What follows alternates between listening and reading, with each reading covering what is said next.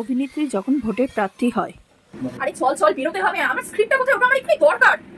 Madam আপনি script নিয়ে কি করবেন? আপনি তো শুটিং এ যাচ্ছেন না, আপনি যাচ্ছেন ভোটের প্রচারে প্রার্থী হিসেবে জনগণের কাছে ভোট চাইতে। আরে এই ভোটটা হলো জনগণকে বোকা বানানোর বড় অভিনয়, আর এই অভিনয় আমাকে জিততেই হবে, বুঝলি? মানে এই অভিনয় আমাকে জিততেই হবে, আমাকে কোনোভাবে জিততেই হবে। আর সেদিন আমার স্ক্রিপ্টটা কে লিখেছিল? হ্যাঁ, কে লিখেছিল? যত সব ভুলভাল কথাবার্তা, মানে কোনো ভুল কথাবার্তা কোনো মানেনি। আরেকটা শব্দ মানে কি বলবো, মুখে আনা যায় না সেই শব্দগুলো। আমি ভাগ্যিস আগে স্ক্রিপ্টটা ভালো করে নিয়েছিলাম, নাহলে তো জনগণের কাছে মারধর খেয়ে যেতাম।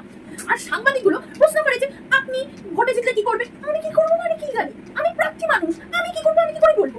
আর সেদিন যখন আমি দুপুরবেলায় যে গরিবের বাড়িতে খাবার দাবার খেতে গেছিলাম, সেদিন তো একটা সাংবাদিক ভালো বলছেন, ম্যাডাম আপনি যে বললেন আপনার আলু সিদ্ধ ভাত প্রিয়, আপনি তো বলেছিলেন একদিন যে কষা মাংস আপনার ফেভারিট। আরে বাবা, আর শোন আমি বলে দিচ্ছি, আজকে থেকে কিন্তু আমি আর কিন্তু এই প্রচারে বেরোলে আমি কিন্তু কোনো গরিব মানুষের বাড়িতে এই দুপুরের খাবার খেতে যাবো না। দেখ মানুষ বোকা, কিন্তু সাংবাদিকগুলো বোকা না, সাংবাদিকগুলো ছেঁকে ধরে। দেখ তারপরে ভোটে হেরে গেলে কি হবে? আমার প্রেস্টিজ পুরো পাংচার হয়ে যাবে। রেডি হতে চল, বেরোতে হবে।